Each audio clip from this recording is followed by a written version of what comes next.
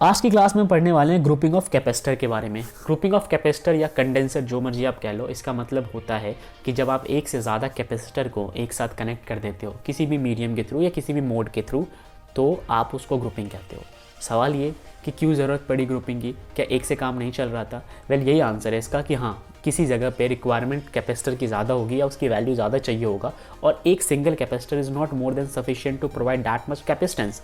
तो उस केस में हमको क्या करना चाहिए? हमें मल्टीपल कैपेसिटर को आपस में कंबाइन करना चाहिए कुछ इस तरीके से कि सभी की जो इफेक्टिव वैल्यू है हमें एक जगह सर्किट में मिल जाए। मान लीजिए एक सर्किट है जहाँ पे कैपेसिटर की वैल्यू ज़्यादा चाहिए, तो उस सर्किट में आप बहुत सारे कैपेसिटर को कुछ इस तरीके से अरेंज करोगे कि उनका इफेक्टिव वैल्यू जो है वो हमें सर्किट में मिल जाए। चलिए समझते हैं क्या तरीके होते हैं। सबसे पहले बहुत सारे इलेक्ट्रिकल सर्किट होते हैं, जैसे मैंने आपको बताया था, जहाँ पे कैपेसिटर को हम ग्रुप करते हैं सुटेबल तरीके से ताकि डिजायर्ड कैपेसिटेंस हमें मिल पाए। दो कॉमन मोड होते हैं ग्रुपिंग के, पहला है सीरीज ग्रुपिंग और दूसरा है पैरेलल ग्रुपिंग। तो आइए सबसे पहले समझते हैं कि सीरीज के अंदर कैपेसिटर को कैसे ग्रुप किया जाता है। देखिए, बोला यह जाता है कि जब भी आप सीरीज में कनेक्ट करते हो कैपेसिटर को, तो कुछ इस तरीके से कनेक्ट करो कि आप प्रोसीड कर पाओ एक पॉइंट से दूसरे पॉइंट तक एक ही पाथ से।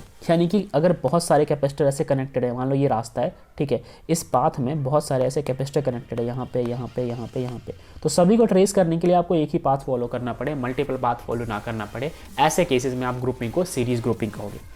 ठीक है, चलिए आपको मैं एक पिक्टोरियल रिप्रेजेंटेशन दिखाता हूँ कैसा दिखेगा।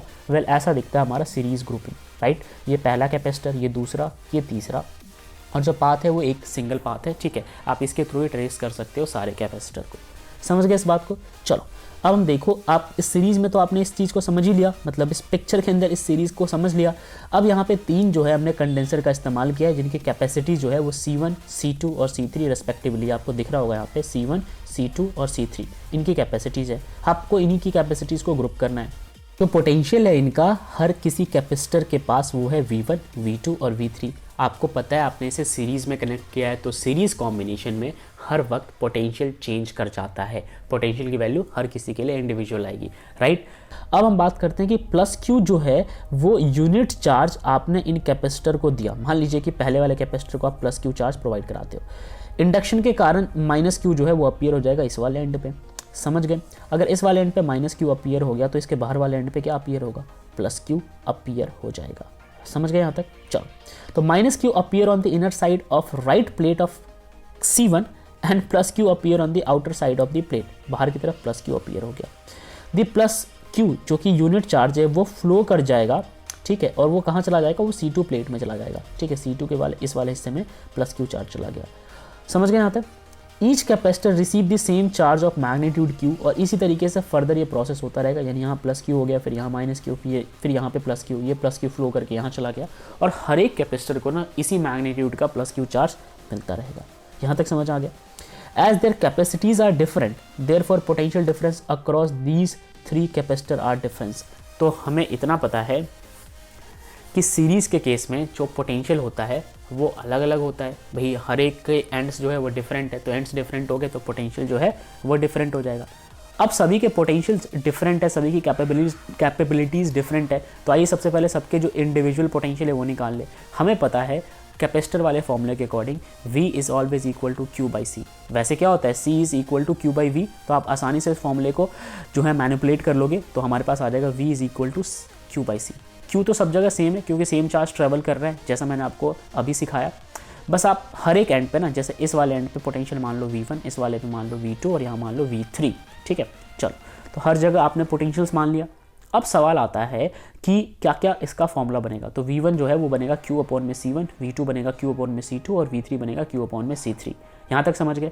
अगर आप टोटल इनिशियली आप V की वैल्यू निकालने की कोशिश करोगे तो V की वैल्यू निकल के आएगी Q अपॉन में CS। C is what? Capacitance in series. समझ गए इस बात को? चलो, तो अगर मैं चाहूँ V1, V2, V3 को, तो कुछ ऐसे लिख सकता हूँ, एक V के बराबर में आएगा V1, V2, V3, क्योंकि ये कॉम्बिनेशन ही तो है इस V का। समझ गए यहाँ तक? अब इस V की जो वैल्यू है वो लिख दो Q बाई CS। ठीक है, और बाकी V1 की वैल्यू रेस्पेक्टिव आपने पुट कर देना, ये सारी उठा के। समझ गए यहाँ तक? तो इसकी वैल्यू डाल देनी है Q अपॉन में C1, इसकी वैल्यू Q अपॉन में C2 और इसकी वैल्यू Q अपॉन में C3।